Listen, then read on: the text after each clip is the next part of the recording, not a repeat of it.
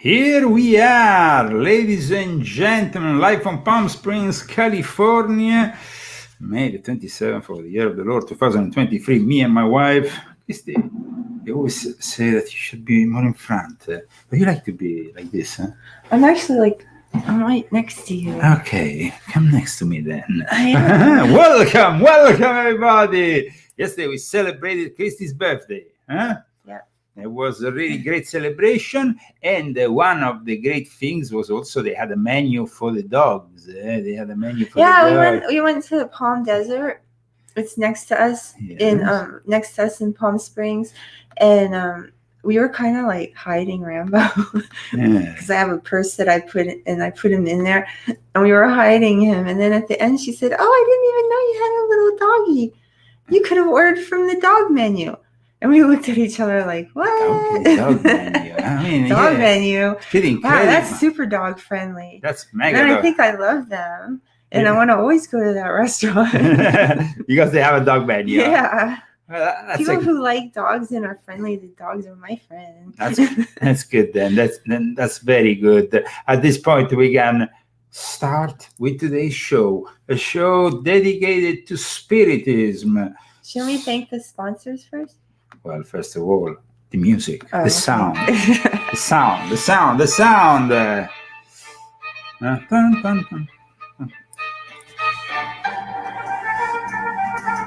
Tune in, everybody. Tune in from all over the world, wherever you are, because this is the Leo Zagami show.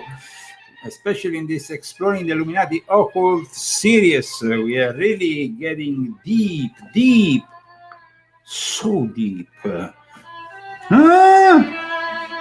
Don't go too deep.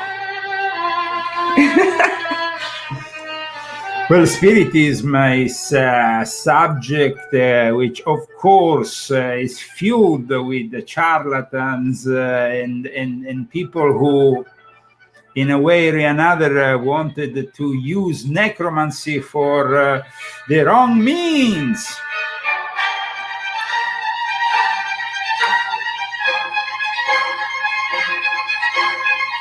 Leo and Christy Zagami. Okay, so the books, Christy's, my books, your books, our books. These are, of course, especially for today's show, I advise Volume 4 because it talks about Swedenborg, who is called as probably the godfather of spiritualism and spiritism. That kind of we also need to make a distinction between one and the other. One is, of course, a belief. The other one is more of a practice.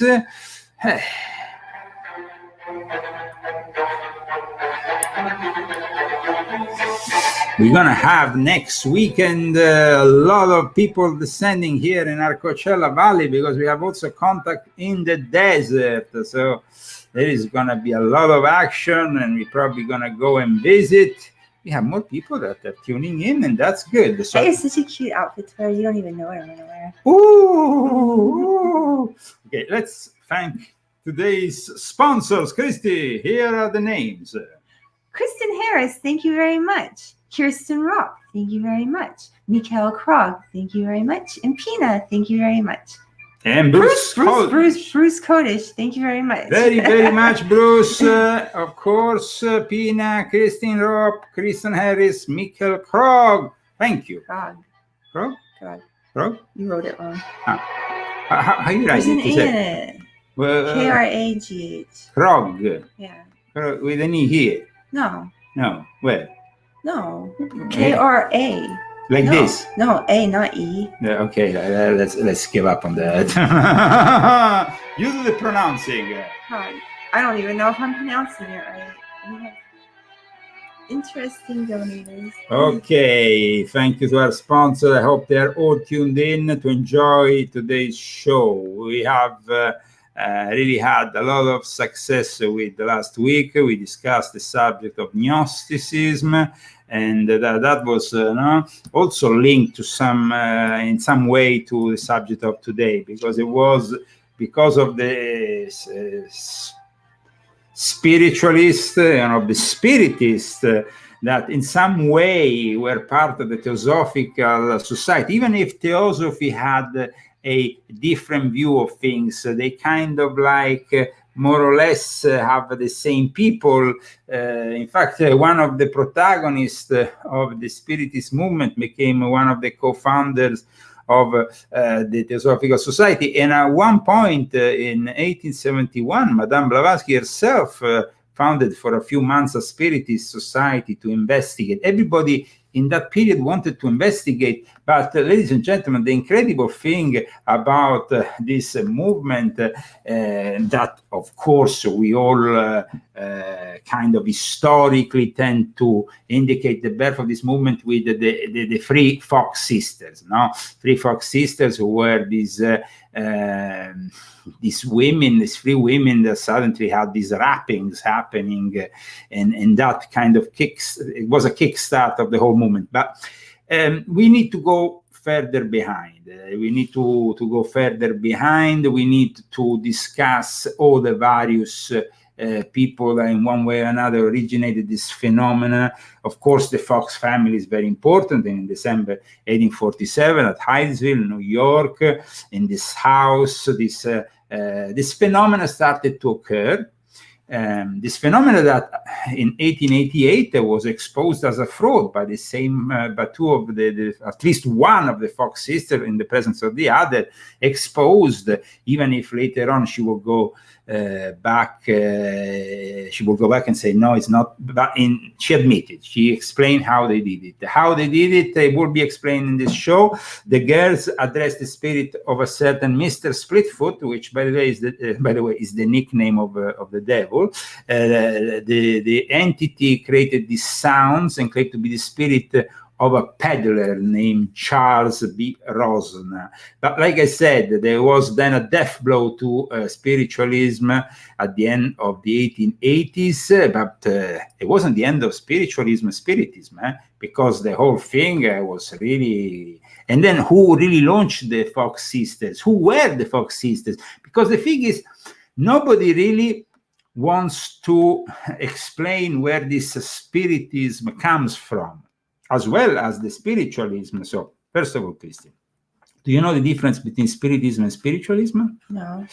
Okay, so let's make a brief explanation for those who are interested. The spiritism is basically the creature of a guy called Allan Kardec. This was his pen name. He was a French guy by the name of Hippolyte Léonard Dizel Rivel.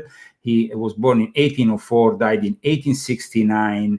And thanks to his work, the whole Spiritist movement became more popular, and is still popular to these days, because he started really, this guy, investigating this whole thing with a skeptic approach. And then he became convinced that this whole phenomenon needed some scientific guidelines. Now, we can talk, in the case of Allan Kardec, of pseudoscience, because in reality, the investigations that were made by him were rather superficial, and in any case, he claimed actually to believe in the end in this phenomena, and kind of drawn the kind of directives and the lines to follow if you were a medium with his books. You know, he kind of rationalized the whole thing. So Kardec is still super popular in places like, for example, Brazil. There is churches that are, of course, based on his work. He started in 1857 with a book called The Spirit's Book. Of course, this really launched the phenomena, and it launched a phenomena, though, that it was known from antiquity. So here we want to start, as you know, always from the origins of everything. Mm-hmm. No? So we know that a great guy, this book is really, this is in Italian, but there is also in English, René Guénon, for those who maybe want to have a deeper understanding of the Spiritist fallacy, as it's called in the English edition, the origins of Spiritism. we can say that, of course, it dates from exactly 1848 because, of course, of the Fox family. But the Fox family was of German descent. They were called Voss. And in Germany, in the 18th century, and then, of course, they are in the 19th century, but preceding them, there was a whole Masonic movement also that delved into Spiritism. There was Cagliostro, there was Mesmer, there was also another gentleman, which we will be talking about now. But of course, I want to give the opportunity to those who are following us to also sponsor the next episode of our show, which is going to be next Saturday. And of course, we will be still going into a very interesting subject. In the meantime, Christy can go and put down the temperature here because it's always way too hot. Isn't that the case, Christy? Yes. yes. It should be way colder. So here we go. Okay. So, okay, Christy. This is, of course, the Leo Zagami show way of showing your appreciation through GoFundMe. You can use it also through PayPal, which we can't use because we've been banned from PayPal.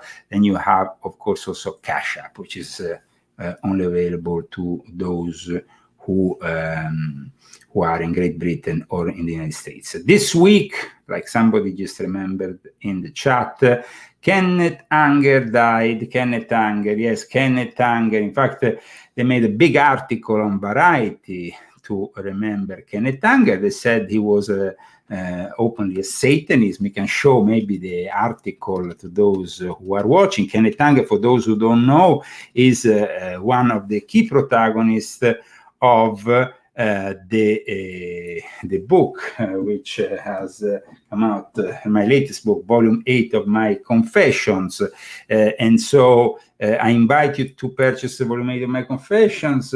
I also talk about him in Volume 1, and I show in both Volume 1 and Volume 8 also a letter that Kenneth Anger wrote to me. And today Variety has published the second article remembering what they are claiming is the greatest underground filmmaker of all time. So this is what Hollywood says about one of their most occult personalities. We will, of course, talk much more about Kenneth Anger maybe in a specific episode because it deserves maybe a whole episode. The Transgressive Creator of Scorpio Rising, Hollywood Babylon, was the book he wrote, Volume 1 and 2. He didn't publish Volume 3 because apparently he said to The Guardian it was dedicated to Scientology and to Tom Cruise and all those people, and he didn't really want to have Scientology on his back in his late years. So he never published Hollywood Babylon 3, but his books definitely exposed a whole underground world that was the world of the occult. It wasn't really the world of cinema. His films were rather rituals more than films. And in fact, like I explained in Volume 8 of my Confessions, especially Lucifer Rising has a very long story now connected with Jimmy Page, and then Jimmy Page makes the music, but in reality then he argues with Jimmy Page, and he picks up the music from Bobby Beausoleil, who is still in prison, a member of the Manson family, who ended up in prison after burying the only copy of the first edition of Lucifer Rising, which then the fragments left over became Invocation of My Demon Brother, a film which was apparently buried by Bobby Beausoleil here in the desert, in the Mojave Desert in Death Valley. So it's, of course, a very particular character. I met him through Carl Abramson, who himself was one of the leaders of the OTO in Northern Europe and of the Church of Satan. And through him, I was even offered to purchase the house of Anton LaVey. But Kenneth Anger was a co-founder of the Church of Satan. So he was openly a Satanist. It wasn't, and there was also that a very particular event that happened, which I discuss in Volume 8, which regards Michael Aquino, Anton LaVey, and Marilyn Monroe, when they had this kind of science, and they evoked Marilyn Monroe, and once she was evoked, then Anton LaVey gave this degree of Magister Templi, which only he had, to Michael Aquino, who then left the Church of Satan and founded the... So they basically went to Marilyn Monroe's house in the middle of the night, and all of this you can find in Volume 8 of my confession. You can pick up on my sister, Christine. You want to pick it up? Because I'm trying to... Where is it? Here it is. Volume 8, guys. This book, if you want to know more about Kenneth Anger, and much more, of course, Kenneth Anger, because he's a very important guy from the cinema business, the music business. Of course, is involved with him for many years. Marianne Faithfull was one of the key figures of the end of the 60s, was in his movie Lucifer Rising, as well as many other people. Mick Jagger made the music for that, what became Invocation. Who's Marianne Faithfull? Marianne Faithfull. It's a groupie, turned out to be also singer and artist that was hanging out with the Beatles, the Rolling Stones. I think that mainly the Rolling Stones and many other people, but we discuss more about Marianne Faithfull, who I think she also died, by the way. I'm not sure, but this is the actual other article, the obituary that Variety, if we manage to get this, is sometimes, let's say that here, Kenneth Anger, experimental filmmaker and Hollywood Babylon author, dies at 96, guys, 96. He lived a long life. He lived a very, very, very long life. Yes. And he was extremely influential. People like James Franco and others, of course. Born in 1927, one of America's first openly gay filmmakers, and many other things. Of course, he knew my grandmother, and so Carl Abramson, in a way, just was capable of introducing me very easily to him, and that's why. You knew your grandmother? Well, of course, they all knew my grandmother in that scene, and so it was pretty easy to, as she was working, as you know, with William Burroughs, and then also Brian Geisen, and they were all kind of in the same milieu, culturally, artistically, very confused milieu, but nevertheless, it's part of our culture these days. So his work, well, very influential, because those videos that we now see and look all bizarre, but the techniques that they were employed, they weren't imitated by all the videos in the 80s, all the things, the music. So, okay, but let's move further, because today's show is about Spiritism. And when it comes down to Spiritism, of course, Spiritism is something that is a phenomena that can be many things. But of course, talking with the dead is the least. Talking with the dead is something that, it's an old thing. Necromancy exists forever. But there is actually a particular episode that I would like to discuss, which I think would be important to discuss at the opening of this show. Perhaps the best known series of sentences conducted when all this, this trend exploded with these Fox sisters was in the White House with Abraham Lincoln. And because perhaps that is the most known, because Mary Todd Lincoln was grieving the loss of her son and organized the spiritualist seances in the White House, which were attended by her husband, President Abraham Lincoln. Now, we know, of course, Pascal Beverly Randolph also was a medium, also connected to the White House. And we know that there was a lot of people interested in Spiritism And you shouldn't really do these things. And first of all, how did the Spiritism comes out, But it comes out in a particular period of time in which there is also a secret society that starts to operate. A secret society called the Hermetic Brotherhood of Luxor. And the secret society is headed by a guy called Max Theon. He actually is the founder, but doesn't really take care of the administration. But this secret society is extremely influential. Takes some of their main teachings also from Pascal Beverly Randolph. And this secret society is basically involved with Spiritism, not because they actually like Spiritism, they dislike Spiritism, but they were extremely influential because one of their members became one of the most influential Spiritists, and this person at the same time explained in one of her books how as this secret society basically used their own powers. And René Guénon picks up on that. René Guénon has explained a lot of things about the Hermetic Brotherhood of Luxor. And basically, René Guénon in his book is explaining a lot of the secrets. The thing is that there is certain powers that the fakirs in India or many other people around the world knows, but they're not the dead.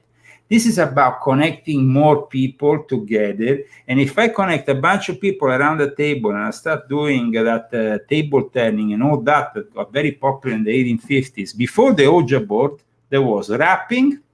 What's that? The knocks, the knocks. Like they ask for the spirit to reply with the knocks. And people also, when it comes to these things, they think, that they are, at times they think that all these things were born in the 19th century, but it wasn't the case. And in fact, there is definitely a figure that is connected to both Spiritism and the foundation of the Theosophical Society, which is Emma Hardinge Britten.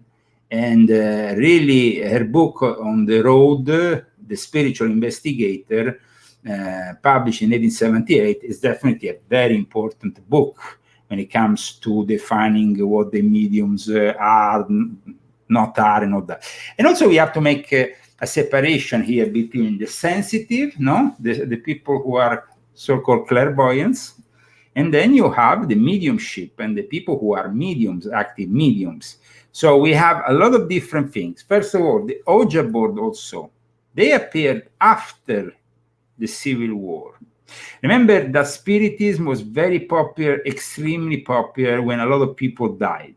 So it became very popular before the Civil War here in America. But because it was a period of great crisis in the United States, but it became even more popular after all the people that died. Because the people here want to talk because then to the people want to, spirit. yes. So it kind of really increased this thing. So we noticed that there was. Like until the end of the 19th century, until the end of the 1800s, basically there was this, Spiritism got very, very popular. Then when the Fox sisters around 1888 said, oh no, it was all a scam, we were actually, it wasn't true and all that, it kind of dealt a little bit of a blow against, but then the movement resurfaced later.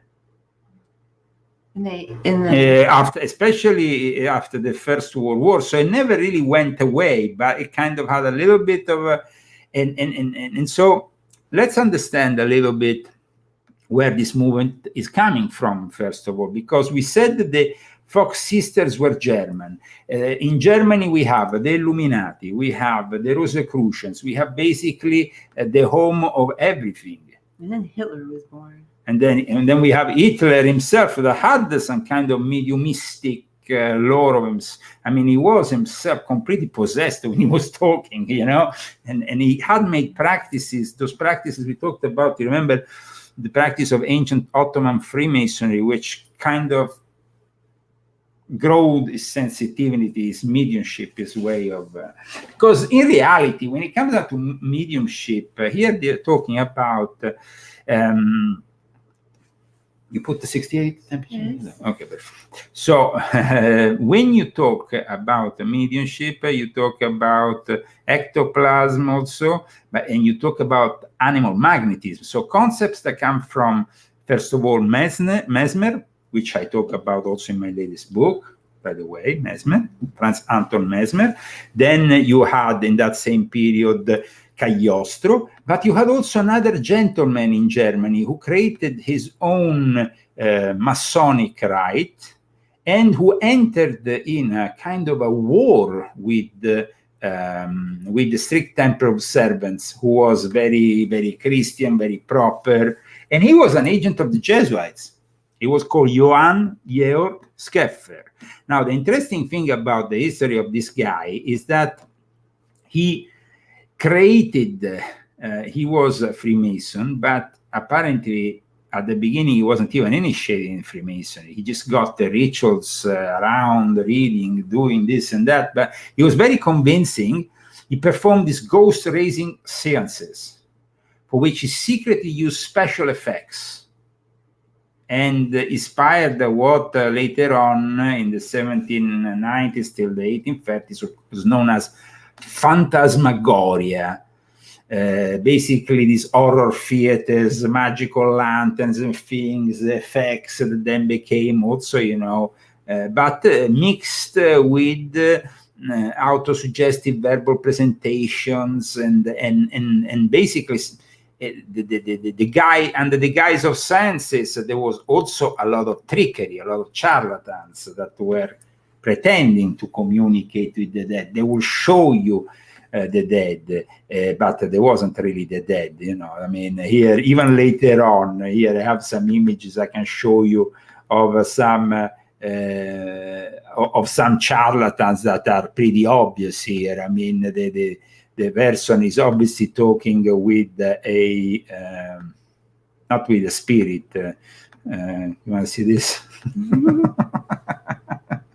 This was more recent, of course. This is, I think, but as you have phantoms photographed during a science, science, yeah, seance, yeah, and these are obviously puppets, no? I mean, and then this is supposed to be some kind of ectoplasm. I mean, that's pretty fake, huh? I mean, that's very fake, but there was a lot of trickery. I repeat, there was a lot of trickery, and even the Fox sisters in the 1880s went into a crisis. Two of them became really heavily alcoholic, and in the end, in 1888, they came out and they admitted everything to a journalist and an author who made a book, which of course I'm going to show you now in a second, a book, of course, which is The Death Blow to Spiritualism. It was actually called this way, and there was opening this book a letter from the Fox sister that confirmed that everything written was correct. So it was. So how did they make these noises? I will explain you how they made them. Just go like this. No. Knock on the table? No. Well, the knockings, the rapping is a different thing, because then you have to produce, no? This is the death blow to spiritualism. It says the full authorization came from Mr. Margaret Fox Kane and Mr. Catherine Fox Yankee, who was the sister, see? Mrs. Sorry. Margaret Fox and Mrs. Catherine Fox Jenkins. Mrs. Sorry. Christy, you will read in English, please. And here is the Margaret Fox Kane and the sister. And here is the letter we hereby approve of Mr. Urban Davenport, designed to write a true account of the origin of spiritualism and of our connection therewith. And we authorize him to make proper use of all data and material that we furnish him. New York, 15 October, 1888. They all died within 5 years of this. All three sisters died within 3 years, That's 5 weird. years. Yeah, they died. One in 1890, one in 1892, and one in 1893. They kind of like, after this revelation, one of the sisters went back and said, no, it wasn't true. But then it was too late. The trick is that, you see, when you bend like this. Yeah, cracking knuckles. Cracking the knuckles, cracking the joints of the body. And actually, to do what they were doing, you need a lot of training, because they were also doing with the feet in a way that it really cracks in a room. And the moment it cracks, you didn't, you felt the spirits, because they were cracking this. And they were cracking their knuckles? Yeah, that's the whole, that's the whole trick here, So there was then, of course, many other things that were done. I'm not saying that you can't talk, you can't reach somebody who's dead, because otherwise we will be neglecting one of the first episodes in the Bible about this. It's called the Witch of Endor. Now, the Witch of Endor was a woman, according to the Hebrew Bible, that was consulted by Saul to summon the spirit of the prophet Samuel. So, you see, in the Bible, the sorcerers, and because all the spirits were kicked out, at that time, they had to employ this witch. Here is an image depicted of the, sorcerer of Endor. Witches. Okay, and of course, this is to make you a little bit understand the situation with these witches and stuff. It's a very ancient thing, it didn't just happen, no? But when it comes to the Bible, the story the story records that basically he goes to this witch. The medium sees sees Saul, says, you have tricked me, because you're Saul. This is like. So it's a very particular situation. The prophet Saul wants to summon the spirit of the prophet Samuel. Saul goes to this woman, and it was a moment, in which the medium then sees God, basically. It says, the Elohim are arising. She uses the plural, Elohim, but he then uses the singular, Saul in response, the singular, and so to refer to the spirit of the dead. And this is the moment in which, in the biblical narrative, we have the use of a necromancer to but then it doesn't end up well for it doesn't end up well for Saul, having done this. It didn't help him. It didn't really help him. It ended up very badly. So it's like the moral here is that you better never do this kind of thing. It's wrong. So there was various interpretations, of course, that were given. But the following day, the Israelite army is defeated as prophesied by the witch. Saul is wounded himself by the Philistines and commits suicide by falling on his own sword. So it didn't really end up very well for this guy who the day before, a couple of days before, whatever, with this witch of Endor tried to speak to the spirit of Samuel. They all look the same. Understand? So it kind of like, it makes us understand, yes, the phenomena can be genuine. It's not all baloney, because the Bible actually talks about it. Here's The Witch of Endor by Alan Esmer from 1805. Very scary one, no? Mm-hmm. But we also realize at the same time that if you do it, it's not going to help you. No. It's going to actually make it worse. because he evokes the spirit of someone. He basically, the witch predicts but then after he kills him. I mean, it doesn't look like it's a great thing. And everybody who is, by my experience, involved in spiritism is connected with the occult, Satanism, and it's really drained of all their energies. And then Christy, of course, will say her own experience, but I want to really just say that. I mean, it's a wrong thing, and so Christy, you of course probably had, like many people, the will to communicate, because you had a father who died suddenly, and so wanted to maybe communicate with him. But the thing is, well, okay, my dad died by suicide in 2002, and it was very, I mean, he didn't leave a note or anything. It happened really suddenly, and he suffered from PTSD, was a Vietnam vet, and he actually got 90% disability. So, I mean, he was really... But anyway, after he passed away, I was really having a hard time because I was very close to him. And I just wanted to make sure that he made it, like that he's not lingering around, because I heard a lot of stuff like crashing, and a lot of things were going on in my house at right after he died, like in the funeral and stuff. And I just needed to know that he passed. And I didn't know really anything about mediumship or anything. I used to watch on TV, they'd have these shows like John Edwards and these different psychics. And so I decided to contact, actually it just fell upon me where I found this psychic, and she was famous. She finds people on TV, they do psychic investigations, and she uses her Seeing Evil or something I forgot the name of it, but it's like a psychic show, and it was one of those psychics that told me about my dad.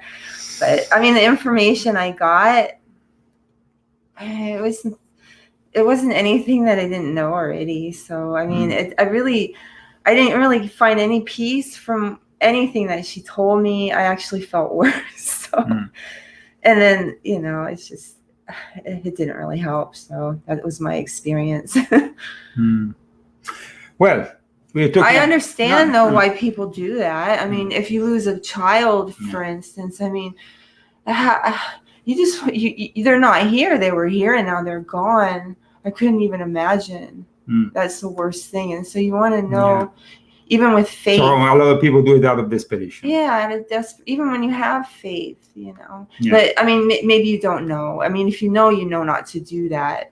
But a lot of people don't know, so they do it innocently. I did it innocently, so. Yeah, let's remember that before they call it spiritism or they call it whatever, it was known as necromancy, and that is where it's really. I mean, we talked about this mention, of course, in the Bible, which is very important. And of course, it's part of sorcery, it's part of apparition, summoning. It's part of black magic, basically. So there's nothing that has ever been positive about necromancy. It's a word that is adapted from late Latin, necromancia, and it's an important word that comes from the post-classical Greek necromantia, and basically the origin is in the 1st century after Christ in Alexandria of Egypt, of course, where all things kind of originated. This time with another controversial father of the church, Origen of Alexandria. And in antiquity, I mean, because you have Jesus resurrected the dead, but Jesus didn't start talking with the dead. No. And it's very important that people understand the respect for the dead, and the fact that yes, for example, in India or in the East, they know that fakirs and other people can do these trickery things using spirit, but they're not dead people. It's just like they can employ these powers, these spirits to do things. But that's how unfortunately, mediumship, when it arrived here in the West, it started to become a circus, and they were using things that shouldn't be used. Then, of course, you had people like Houdini, the great magician, who intervened and started to investigate. And then together with Arthur Conan Doyle, who also a famous writer, they started to investigate Spiritism and investigate this reality. But what is this reality, really? I mean, first of all, the wrappings. Now, the 9th century chronicle Rudolf of Fulda refers to communication from a wrapping intelligence. Paracelsus, of course, the great alchemist, which we have mentioned many times in our series here, from the 16th century, the Swiss physician and alchemist, called the raps, the knocks, the pulsatio mortorum, a death omen. Now, I have witnessed myself in a lodge this kind of things happening with the ritual. So it's not something that doesn't happen.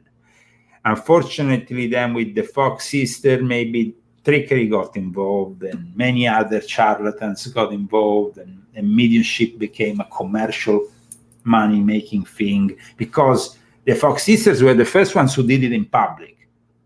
You know, before that, maybe it was done, I don't know, maybe it was something in a court, you know. Please. I'm just like, why did they have to fake it? Like, because we know that, I mean, there is this other, you know, like, you can reach the other realm. You don't have, I mean, like, why did they have to fake, like, they didn't have any, I don't know. I don't understand why they had to fake it. I mean, I don't understand why it was so hard.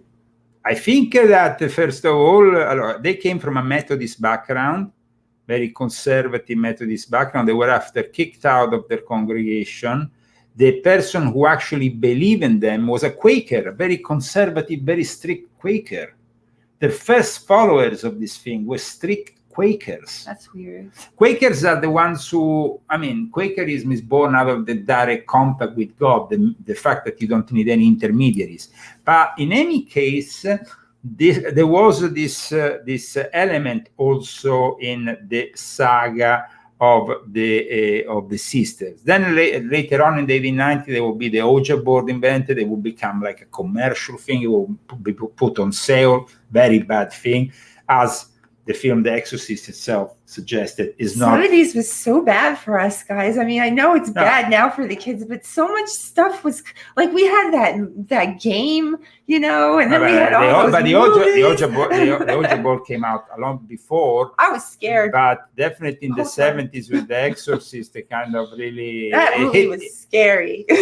It kind of hit a nail there on the, you know...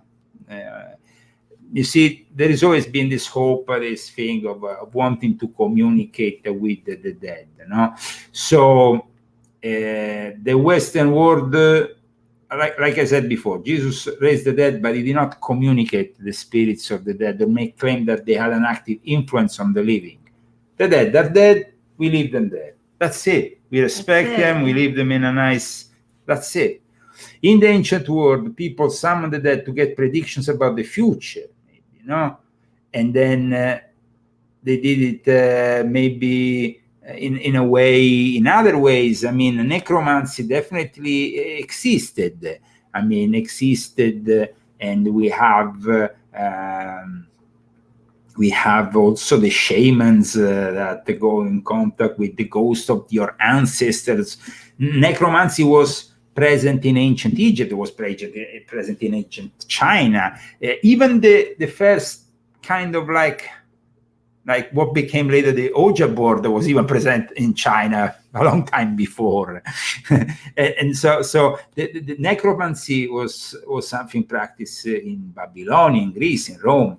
And of course, there was, it was, I believe, widespread, particularly amongst those Hermeticists, those and then of course the star worshippers of Etruria and Babylonia. Etruria Etruria, well, it's a very particular place. Etruria is part of Italy where northern Lazio, after Viterbo onwards, that was a very ancient civilization of Etruria. Over there? Well, that's very dark. There is some very places. I never brought you there because they still do black masses in the middle of the night in some of those places, but there is some... Isn't that the place off the highway?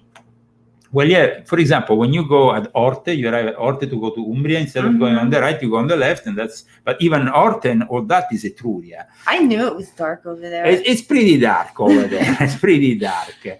And so in traditional Chinese folk religion, necromancy involves seeking the blessing of an ancestor through a ritual, and there is all kinds, there is Odyssey, he travels, or Ulysses in the Odyssey travels to the underworld, the fact that you are basically in a situation in which in antiquity the underworld was always a rite of passage. Even Jesus goes to the underworld and then resurrects, of course. But we have definitely always a very tough approach from the Mosaic law. So the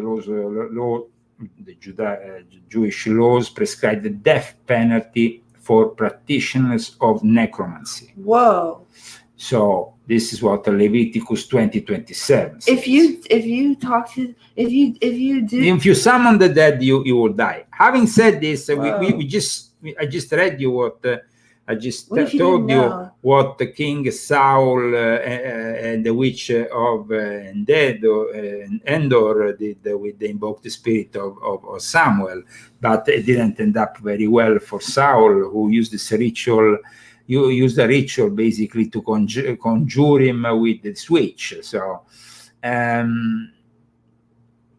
think that it's important that we understand. I mean.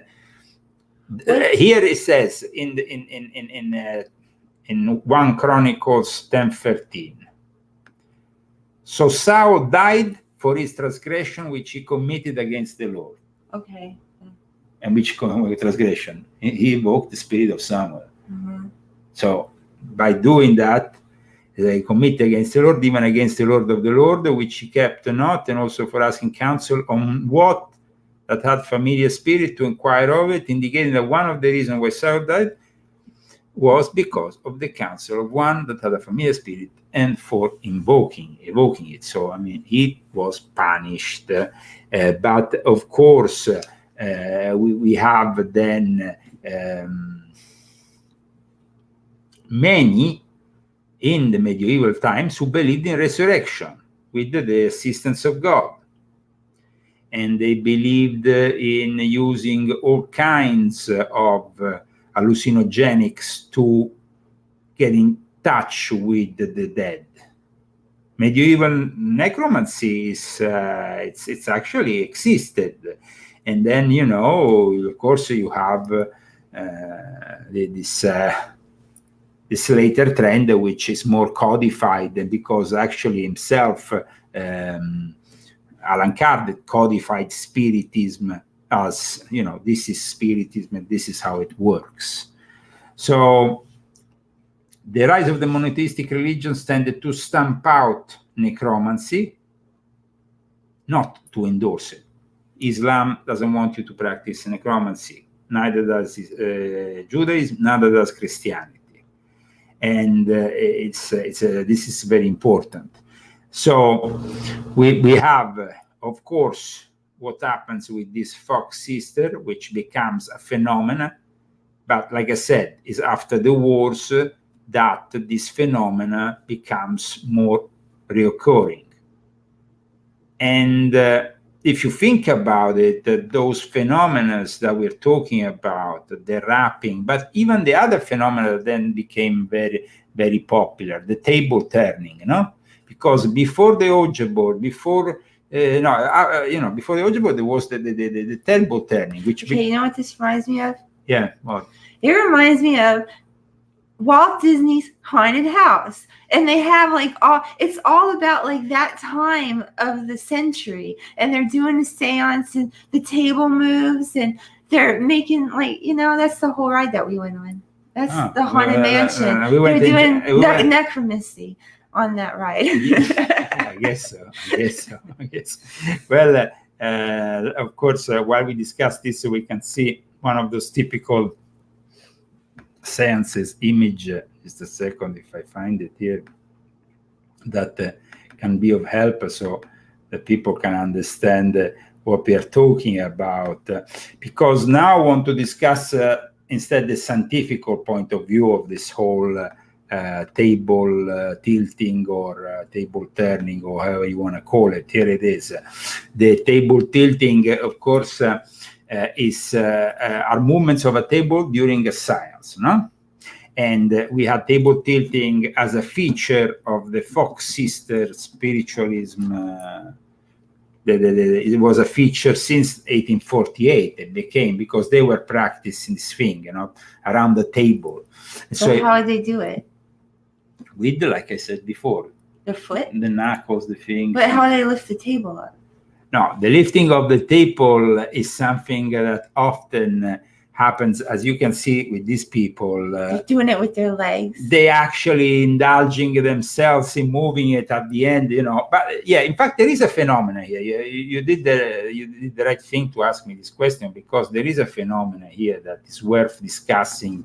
That is really the how can you say the technical phenomena here that is behind this moving. And it's known as idiomotor phenomenon. Now, the idiomotor phenomenon, because it became very popular, this whole thing, and we are discussing it, of course, but there was also some attempts of explaining, because if you come together, listen, when it comes also to the spirit, don't we create an egregor when we come together in a lodge? Don't we come together? Are we making one right now with our show? Are we making together right now with our show and with our viewers? We're creating a thought form that is gathering all this. Hey, it's the thought form that's going to save the planet. Okay. We need a bigger thought form, though. Yeah, definitely a much bigger one, because we only have 59 viewers at the moment. But we're the chosen. We shall save the planet. Okay, so what happens here is pretty clear. The moment in which you have the effects of all this automatic writing, the idiomotor phenomenon is a idiomotor reflex, at times is known. It's basically a muscular action connected to a mental representation. And you have to understand that at times, some of these mediums really manifested, they managed to manifest something. Yeah. But it wasn't the word of the spirits, it was themselves. Okay, we saw it also with the Portuguese movie, but we can, of course, the Portuguese movie shows things that move, but in the end, in some cases of Portuguese, we notice that the family moves and the phenomena moves with the family. Yeah. Of course, because it's them who creates it. It's not the dead or the thing. It's they together that have this. Couldn't be like one person in the family that's attracting it? Definitely, there can be one person in the family that attracts it more than the others, and cases of possession. Because, okay, when we see the film The Exorcist, the first things that happens to her in that room upstairs, what is it? Knocks. Yeah. And then after it's connected to the Ouija board, of course, they make it connected. But before that, we hear these noises. Yeah. Tum, tum, tum, tum, tum, tum. Okay, now the explanation of the Spiritist and some of these people were really fantastic. They had a lot of fantasy, was that in the realm of the dead, they had so much energy that they had to explode in some way. Sometimes you will feel the knocks from the other world, basically. But the thing is that definitely this this table, for example, we're going to show here a table of a 19th century France manifestation, for example. It's all part of the way that you and other people then convince yourselves that there is something happening, and there is definitely an energy, an entity, because here we're talking often about demonic presences that like to, how can we say, to trick man. But then you can really have these occurrences happening. Well, so then maybe during the automatic writing, you get a demon to help you out, or during the Ouija board, you have a demon participating to it, or during I mean, definitely they love that during the table. I mean, isn't that a doorway? I mean, that's an opening. It's an opening for demons. So don't they just want to all be like, hey, I'm here. Talk to me. Yo, talk to me. You know, like, why is it so hard? Definitely. There is those who, you know, I mean, like Ganon said, definitely when it comes to why this phenomena occur, Christians tend to always say that it's something demonic, and rightly so, because there is definitely something demonic. At times, there is maybe also a fraud in place by some of these people. Let's not forget, though, that this Spiritist movement was very influential. The Spiritist movement, of course, but before the Spiritist movement, there was a movement that was born a long time before. I mean, that was born with people, like I said, Cagliostro, Mesmer, and all this. Cagliostro used to use that so-called dove in the lodges to communicate with the angels, no, as a form of science, a virgin or a young boy to be put in the center of the lodge, surrounded with a thing. This was in the Egyptian rite. Mm-hmm. And he himself claimed to talk with the dead and invited people to assist him for a dinner in which he will leave places empty where dead people will join in for the dinner.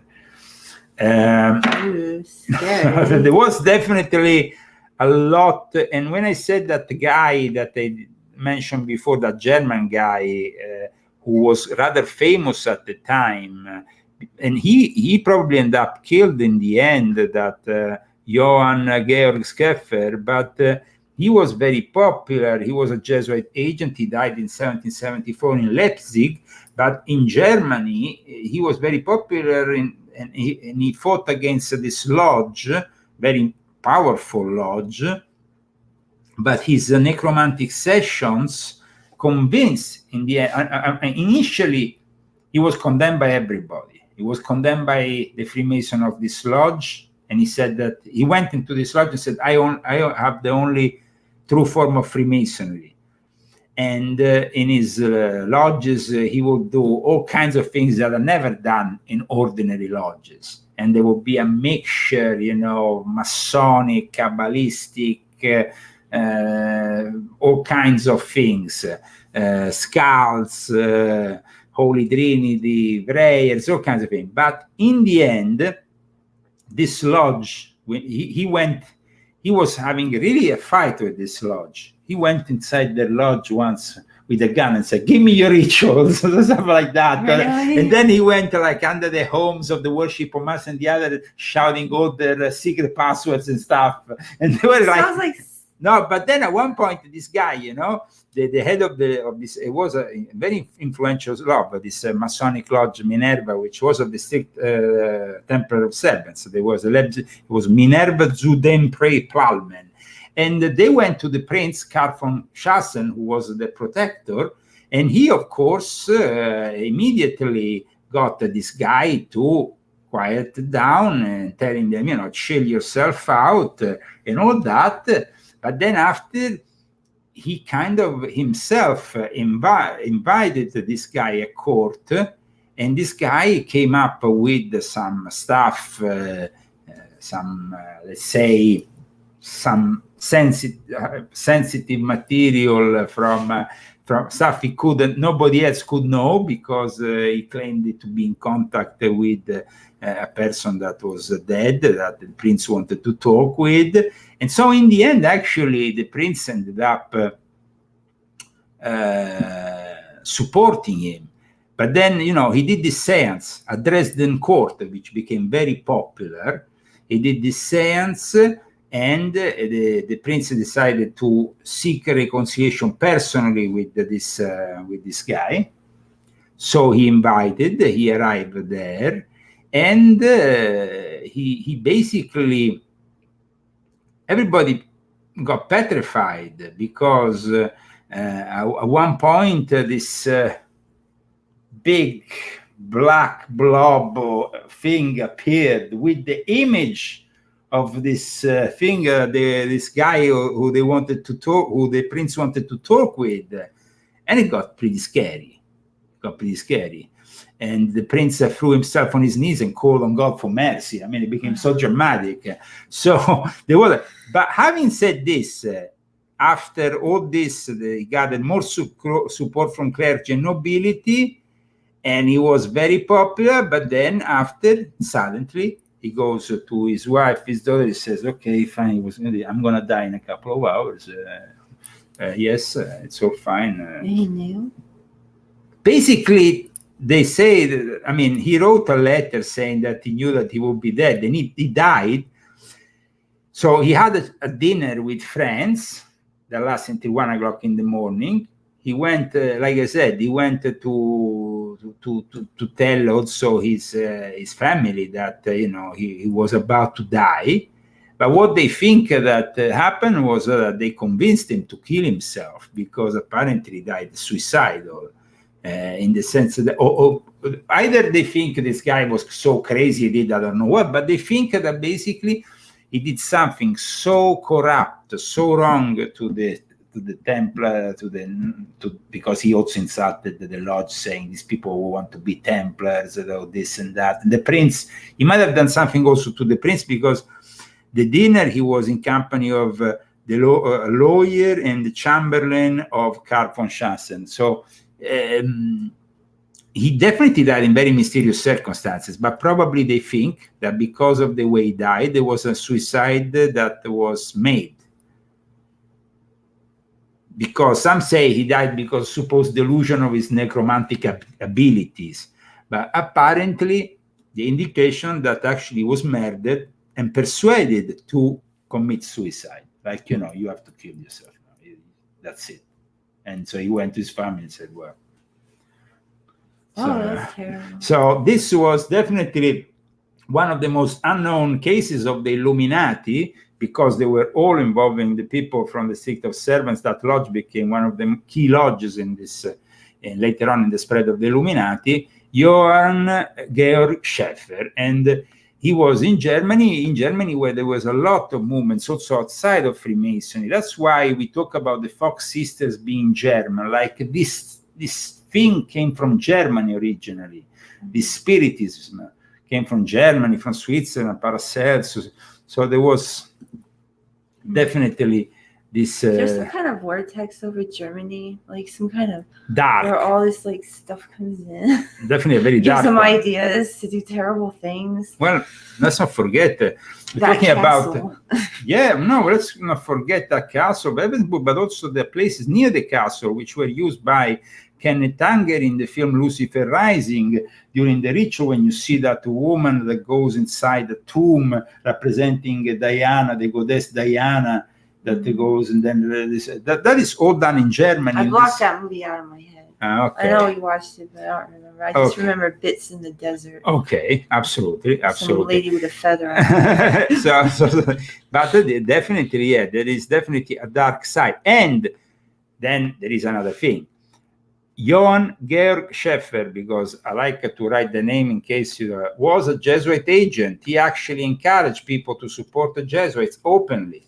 And he was the member of a secret society which was very influential and was connected to the Jesuits, which is the Order of the Golden Rose Cross, the Masonic Golden Order. That was then the way the Jesuits, that was claimed to infiltrate all the lodges of Freemasonry to undermine them on behalf of the Jesuits.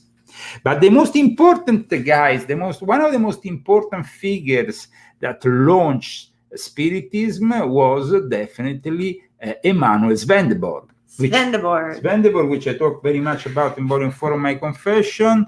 It was him. This guy was, for Spiritism, a very important figure, Christy. I mean, I know about him. Well, of course, he's influential because he influenced very much also the Swedish right, he influenced Freemasonry, left, right, and center. He was born in 1688, died in 1772. He was a scientist before becoming completely obsessed with something else. He was a scientist, a Lutheran scientist, a philosopher, then became a seer and a theologian, and he then became involved in spirituality when he had these mystical experiences. At 56, Emanuel Swedenborg claimed to have experienced vision of the spiritual world and talked with angels, devils, and spirits by visiting heaven and hell. The particularity about Swedenborg is that it depicts the various stages of heaven and hell, like in various levels. He claimed the Lord Jesus Christ directed him to reveal the doctrines of his second coming. And Swedenborg, for some people, like Rudolf Steiner, was the reincarnation of Ignazio Loyola, the founder of the Jesuits. And Rudolf Steiner himself was a clairvoyant.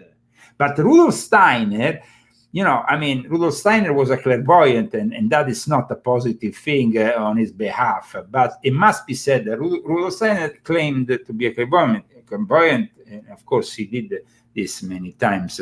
But he said that it is easy to confuse your own emotional and spiritual being with the objective spiritual world. So he said it's dangerous. He said it's a very dangerous thing. And there was another guy who said the necromancy and spiritism are completely wrong. Eliphas Levi. Eliphas Levi, the inventor of the word occultism, the guy who wrote Dogmas and Rituals to inspire Albert Pike. He condemned completely necromancy in the worst way. He said, but then himself he evoked the dead, because he went to London and evoked Apollonius Tatiana, one of the two main founders of Gnosticism. And so Eliphas Levi definitely denounced necromancy as something you should never. He actually talks about Allan Kardec. He mentions him in Dogmas, in his Dogmas and Rituals. But he says, don't do it. It's not worth it. It's too dangerous. So what would your advice be for people that are clairvoyant? Clairvoyant is one thing. Mediumship is another. Clairvoyant is something that you inherit. That is the thing, you see, that it's often confusing for people. Now, the medium is engaged in an act of mediumship. But the clairvoyant sometimes is not engaged in anything. It simply gets these messages because it has a particular sensitive mind. You understand? Yeah. So it's like the act of mediumship has to be done in a certain way. And, then it's a little bit, I'm going to put this image, that gives us an idea. Every now and then I put some of these images. They can be a little bit scary, but give us a better idea of what we are discussing, kind of project us, like the spiritists like to project things. We like, okay, scary. Okay. So the work that we're doing today in this show is to, of course, discuss spiritism. But we can't discuss spiritism without also discussing spiritualism. So in a moment, I want to dedicate myself a little bit to spiritualism and the spiritualist beliefs, because spiritualism is the metaphysical belief that the world is made up of at least two fundamental substances, matter and spirit, and that in a way, in the spiritist traditions that are you have to communicate. You're not only saved spiritualism as a church, in the spiritualist church, you are not only believing that spirits are able to communicate with the living by agency of a medium, but also that they have to help you in your daily life. You have to instruct you. You have to, this is what really. So the earliest use of the word spiritualism, not spiritism, is with Emanuel Swedenborg in 1796. And it's used, he of course died in 1772, but posthumous to his death, they created this term spiritualism. And it's a broad working definition of a term that, it's uses, put together the paranormal, the divine, all this. But mainly the spiritualist and those who are engaged in spiritualism, which became a social religious movement, it became even popular amongst the Christians. So, I mean, of course, like we said, we had Swedenborg, we had the teachings of Franz Mesmer, we had basically, Mesmer didn't really contribute to any religious beliefs. Swedenborg instead, heaven, hell, he was in contact, he wanted to intervene with the foundation of a new church that eventually was founded with his beliefs. And definitely this was the spiritist connected to Swedenborg. But then there was the spiritist that gave birth to the spiritualism, neo-spiritualist association, National Spiritualist Association, and which then developed in a series of churches, the NSAC. Now, this organization is connected to a lady who used to be a medium, this one here. She was a very, very powerful medium. I'm going to show you now to our viewers. And who is in the same period, a little bit after the Fox sisters. And she eventually will influence the birth of this. And there was, unfortunately, a lot of Christians that were led astray by this. In fact, you can see she's wearing a cross. Because then this whole spiritualism movement created also, there was also like a, this woman was Cora Laudentia Veronica Scott, known as Cora L.B. Scott. She was born in 1840, died in 1923, and was probably the best known mediums of the spiritualism movement of the last half of the 19th century. And she had these powers from a very early age. She started, apparently they said that already she was born in an unusual way. So there was already this thing about being born, apart from the fact that they're usually born in very religious, all the experiences of these spiritists are always happening within a very strict religious backgrounds, the Methodist, the Presbyterian.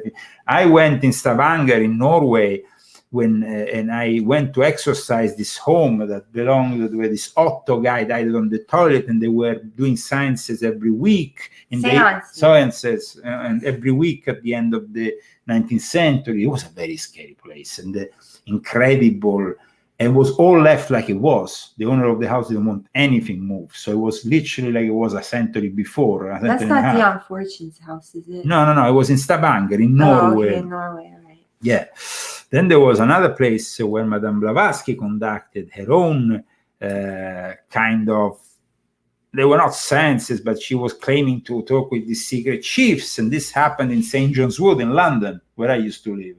In another house, just around the corner from Church Street there. Really? Yes, that was the headquarters of the Theosophical Society, where they had this blue dome, glass dome, and they could see. And she used to meet only very few people. We don't really know what happened with the Unfortunates and some of these sessions, because they were all sworn to oath of secrecy, so nothing ever came out of it. But at one point, we also know that somebody tried to expose Madame Blavatsky, saying that because Madame Blavatsky was a very powerful medium, she could materialize immediately, knocking things. But for real? Well, yeah, for real. But she probably had demons on her. Yeah, all over her. I mean, definitely a very particular kind of. Now, there is, for example, William Crookes. the guy who invented the cathodic tube that would become the TV. Oh, yeah. William Crookes investigated Spiritism. It was one of his fixations, one of his main fixations. But unfortunately, they said that he wasn't really, he didn't really investigate in the right way, and that some of the mediums that he investigated were capable of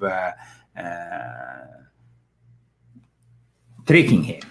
But he became the president of the Society of Psychical Research, which basically is still in existence, was established in 1882, and they went on search and see if they could corroborate or not these phenomena.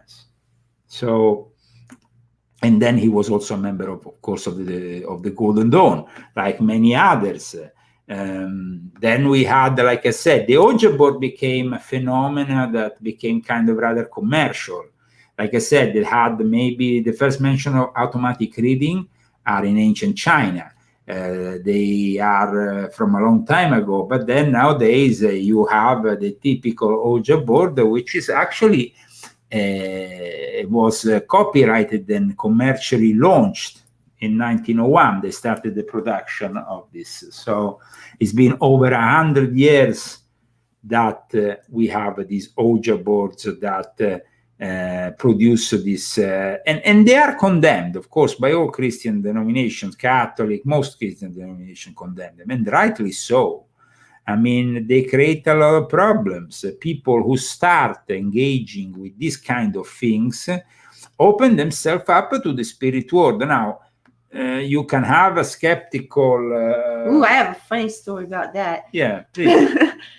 When I was 16, around Halloween, me and my friend went and bought a Ouija board, and so I had this Ouija board in my house. And well, when happened this?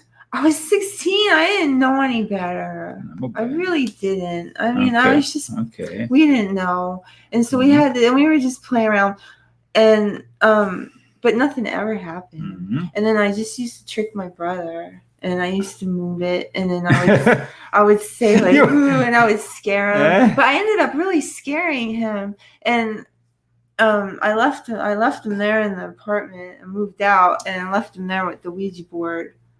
And then he got so mad at me because of that. I'm sorry, Dan. I'm sorry that whole thing happened. He threw the Ouija board out. And then like all these weird things started happening in the apartment after I left. Like one time he said he thought something grabbed his feet and was pulling him when he was sleeping. For real. He got really scared. He got so mad. So anyway, that was the only time I ever touched one. I was really stupid and didn't understand anything. And I think a lot of people do that. They just, like kids, I'm talking about like 16-year-olds or whatever, you know what I mean? Like I was a kid. I didn't really know what I was doing. Yeah, I guess so. But like the kids like nowadays, like it's the same thing. It's like they try to lure the kids in, like what they're doing at Target, you know? You know, I mean, like they make these things like so absolutely so much they easier made actually, yeah, they make for like kids to, you know, they make it like kid friendly, you know? Unfortunately, yeah. They made the Ouija board kid friendly. Like I remember I was in the store and I was buying it and I was like, it's just by Parker Brothers. What could happen to us? I mean, it's just a game. We thought it was a game. Yeah. We didn't think we were actually gonna like manifest anything. We were moving it ourselves. That's you know? That's the problem. Yeah, but that's the problem. That's a big problem. Now I was showing here a publication by Emma Ardinge Britain. Why? Because this woman, who was born in 1823, died in 1899, was an English advocate to the early modern spiritualist movement, but she was also co-founder of the Theosophical Society with Madame Blavatsky in 1875. She was a medium that claimed she talked with. But let me show here. This is her book Ghostland, which is a book with some very particular practices. Now, we know that she was involved with the Hermetic Brotherhood of Luxor also. Max Theon, with this, of course, Max Theon was a Sabbatian. So this is Sabbatian Frankis from Poland. So, I mean, this is pretty clear. Here we have an image of Emma Handage, Britain, taken by William H. Mumler, who claims that this was an image with some kind of entity here, but it seems like these people are full of it. In any case, the photographing the invisible. You see what it says here, this picture. Photographing the invisible, practical study in spirit photography. Alleged spirit photograph of Emma Handage, Britain, taken by William. So this is the spirit with her. Is that for real? Well, this is what they claim. So I don't know, but she was definitely The interesting thing is that she founded the magazine. Didn't in the 1870s, I think. She claimed to have actually been the inspiration for all the occult revival and everything that came in with the Theosophical Society, more than Blavatsky. Oh, yeah. And according to her autobiography, she was, of course, clairvoyant, but also she was connected to a secret London occult society. We use magnetics and clairvoyant techniques for experimental purposes. Now, that society is the Hermetic Brotherhood of Luke. So they were using those techniques. That's what also René Guénon says. They were using these techniques to manipulate people to believe in this phenomena, to believe in Spiritism. And Hedgin also became involved in the campaign efforts of 1864 in support of Abraham Lincoln re-election. And there is a very interesting thing that happened here when Abraham Lincoln was killed. Okay. First of all, as you know, Abraham Lincoln was a Republican. Abraham Lincoln was a great man. And, of course, probably the Jesuits didn't like him very much. That's probably why he was whacked at one point. However, she was involved in the campaign export, and after delivering a highly successful lecture titled The Coming Man, or Next President of the United States, they called her for another, 32 lecture tour. Like, she was so successful, they wanted her to talk for the president. It would be like somebody going around with Trump at his rallies, no? And at perhaps the culmination of her oratorical career that happened in April 1865, in response to President Lincoln's assassination, only 36 hours prior, she gave this very important speech, and she was definitely very connected with the president. So we can't suspect that maybe she's the one that went to the White House and did the sciences, the medium, because, of course, it seems pretty obvious, no? It could be also Pascal Beverly, but it could be also her. She was one of the 6 co-founding members of the Theosophical Society with Abraham Blavatsky until they had a falling out. But her books are very little known by most people, and they are very much a treasure of material here. So I think that Ghostland is definitely a book that needs to be read, because she claims in this book that she knows this master, and this master teaches her all kinds of tricks and stuff. And so, I mean, I think that people maybe should have a look at this book, no? Mm-hmm. And some of the things that are claimed in this very particular, you see, the atmospheric spirit, the magic. But these people, of course, all claim to believe in the fact that you could evoke the dead easily like this without any repercussion, because they didn't have the Theosophists had a more occultist approach. The Theosophist will say the elemental spirits are at work here, not only the spirits of the dead. That's what the Theosophists say.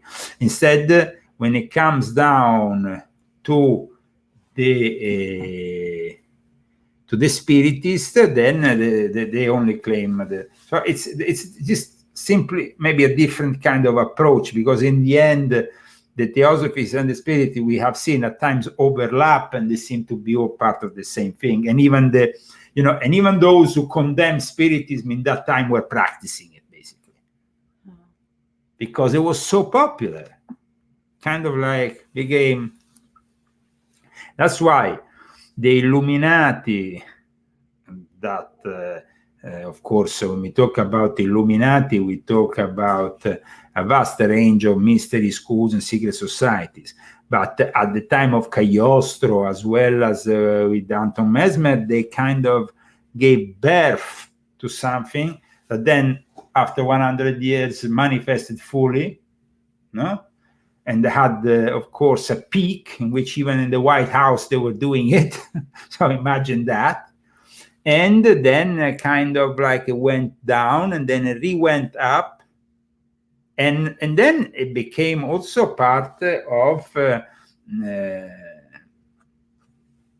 magical revival. It became part also of the influences that unfortunately also Adolf Hitler had within occult Nazism, of course, all the various people. Because if you think about it, we discussed this prior, and you can follow, of course, this in prior episodes of the Exploring the Illuminati Occult series, the one dedicated to the Nazi occultism and esoteric, both the origins and then after, because we did 2 episodes about it. You will understand that Theosophy was at the basis of Nazism. All the people who inspired Adolf Hitler in Austria were all Theosophists, and they were all believers in Spiritism, even if at times they might criticize the modality, they might have their own perception of it. In the end, they were all believers in this. And I think that this is because we have been led astray, you see. There is no need in dealing with this kind of things. There is no need even in dealing with any acts of fakirism and try to... Acts of what? Fakir. You know the fakirs in India, they make... Oh, yeah. Fakirism is not... Well, but you understand, it's like we don't need to indulge and show in... we don't need to show off anything. It's wrong to do that. So these people were wrong from the start because they were showing off something. What about these people that think they're in contact with other alien beings? And they're like having this like... Well, but that is really maybe like for a lot of people we're going to meet next week. But that is something, maybe we should have an episode where we will discuss then ufology, because ufology, you see, is born 100 years after the Fox sisters have their own encounter, alleged encounter that kickstarts the Spiritist movement. And then later on we have the ufology. But just so I can show you the fakir, because before you ask the fakir, what is the fakir is that? What the fakir is that? Let me show the fakir. This fakir, here it is. See, fakir, fakir derived from fakir Arabic, is an Islamic term tradition used for Sufi Muslim ascetics who renounce the worldly possession, dedicate their lives to the worship of God. They do not necessarily renounce all relationship or take vows of poverty.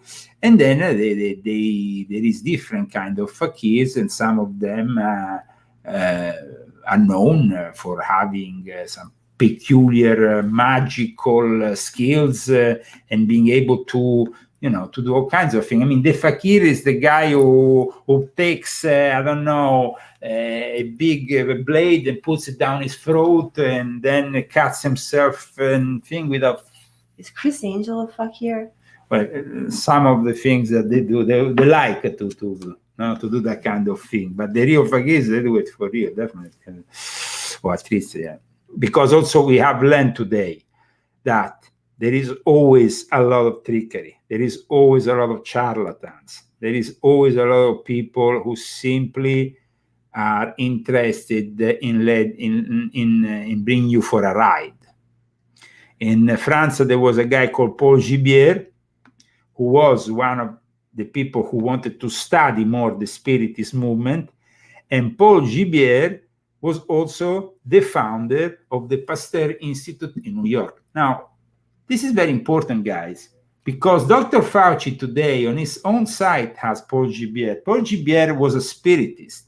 Paul Gibier was a Spiritist who basically was fixated with Spiritism, but at the same time, the Institut Pasteur is the one that discovered everything, the bacteria, discovered the very basis of what we are. Didn't he do penicillin or something? Yes, of course. So the New York Pasteur Institute was founded by Gibier. Imagine this, because he had been bitten by some rabid animals and he wanted. But he had formed in France in 1887, for 3 years prior to founding the New York Pasteur Institute. He had basically created a group of people interested in spiritualism, and they published even a magazine called Le Fakirisme Occidental, the Western way of fakirism. And they started a critical and experimental study on mediums in North America, Indians, Hindu fakirs. There is also this other fixation here in America at one point, the fixation of being in contact with the spirit of the Indians, the ancient Indians. It becomes an obsession, the ancient Indians. That is another really big fixation to this day of Spiritists. So we can say that you can see a lot of similarities there with ufology. Mm-hmm. Absolutely. And this seems, but I want to show, this is the NIH that was directed by Fauci, just so you can understand the level of this doctor, of appreciation that he had from the Spiritists. So this is kind of weird now to find on our website, from the official website, governmental website here, NIH government, Dr. Paul Gibier. And then if you go there, it says, the Banner Light says that, the Banner Light was a famous magazine for spirit, says that by the transition of Dr. Gibier, spiritualism has lost one of his truest friends. And by his will, he left 4,000 to the Pasteur Institute in New York. So this is connection direct between what was about to become, because in my book, Volume 8, I explain how the very basis of the medical big pharma establishment was born just a few years after, with then the help also of Rockefeller later on developed. This is in Volume 8 of my Confessions. Now, here we are with the end of the show, which is basically where we arrive. But there is a subject that I wanted to discuss before the end of this show. It's present in spiritualism, and it's the spirit guide. The spirit guide is a concept that is present in an ancient beliefs, like the African ancient beliefs, but then it's spread with spiritualism also here in the West. Now, Gracie, did you ever have a spirit guide? Did you ever feel you had a spirit guide? Well, I feel like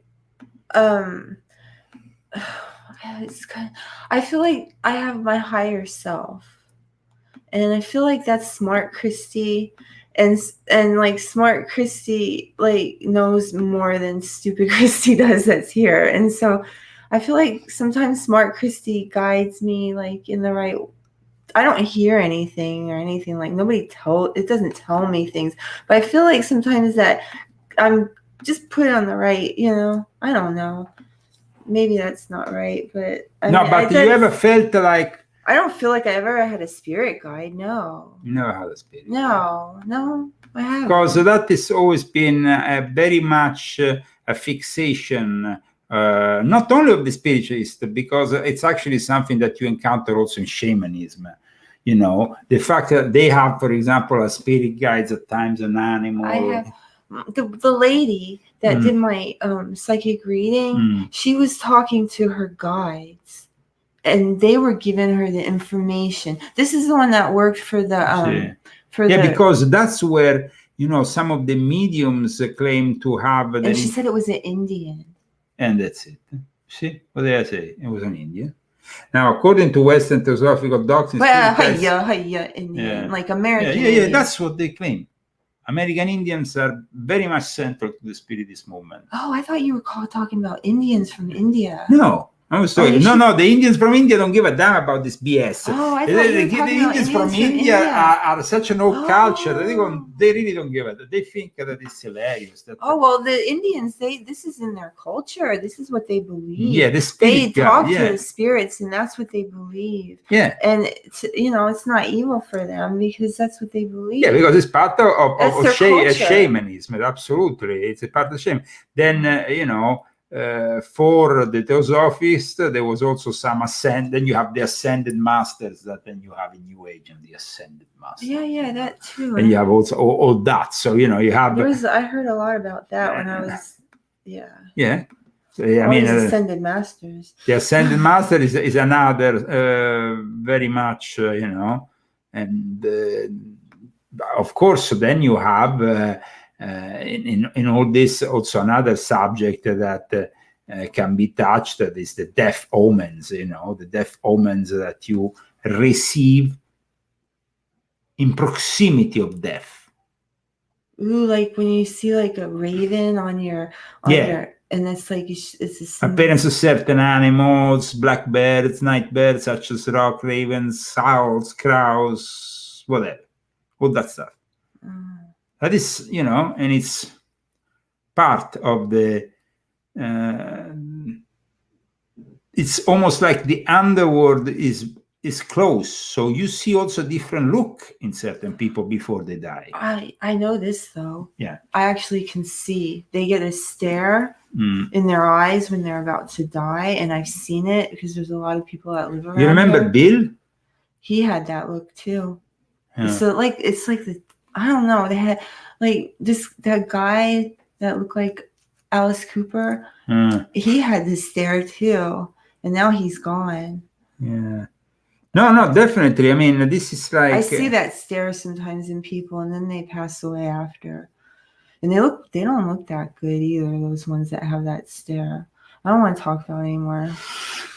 Now, this is, of course, been a very scary subject for your Saturday night. I hope that we kept you good company. I hope you will continue to support our broadcast because we need it. And I hope that in some way we have clarified for you that it's wrong to bother the dead. And our position is that one. We don't want in any way support this whole movement that claims instead, to just communicate with the dead, but even communicating with the angels, like they did with the New Ages do. At times, it becomes just. Those are not angels. First of all, the spirit is... It's too hard to talk to an angel. When they communicate with the invisible world, the spiritists think there is nothing there. So the dead person can clearly come in because there is no disturbance. There's no other entities. That's not true. It's not true. How can you think that? So I think that today we have clarified also that the Fox family was from Germany. We saw that there is something dark that inherently comes from Germany. And that can be, also when we discuss the Faust. Yeah.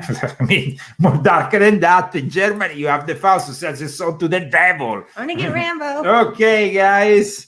This was, of course, the Leo Zagami show. Hope you appreciated. An applause. Really sleeping.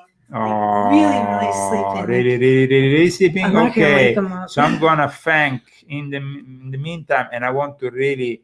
They deserve an applause, so they deserve you to read them. I will put the applause, but you read the names. Okay, thank you very much this week to Pina, Bruce Kodish, Kirsten Rock, Kristen Harris, and Mikhail Krog. That's Sorry. nice. That's nice. Thank you guys so much. We really appreciate it. Thank you so much. Then what can you help you? Okay, maybe they haven't heard the last step because the applause was good up. I just said thank you very much. Thank you very much. Thank you very much. Woo! Applause. Thank you, sponsors. We see you the next week. We're going to prepare another great show. I think we should do one on vortexes once. Someday. We should also discuss a little bit ufology as we are going to contact in the desert. It might be the right place, the right time. Huh? Yes, sir. What do you think? I don't know. Okay.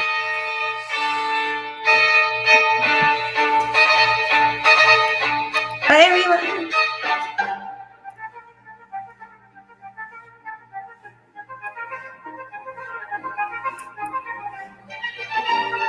It's weird without Rambo. Is he awake? Rambo. Is he awake? Is his eyes open? No, he's sleeping. Sleeping. Rambo is sleeping. Take care. Have a fantastic weekend and a fantastic week. God bless you all from me and Christy. This was the Leo Zagami Show.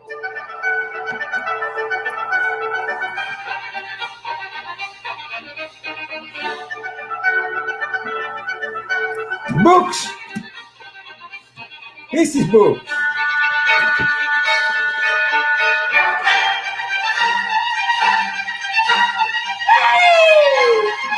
Everybody dance now. Everybody together. Purchase the books and send us a photo. Ordo Illuminatorum Universalis.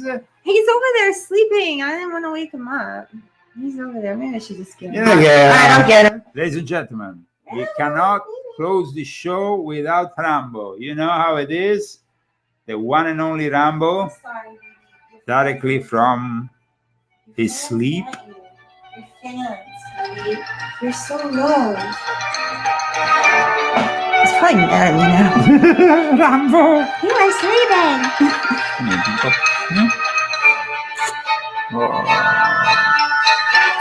There he is.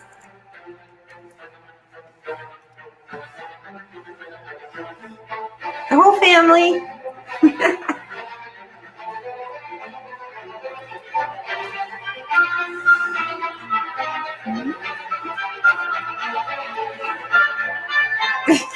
You must want to stay. Maybe we should just do another hour. Bye, guys. And from Palm Springs, that's all and a little bit more.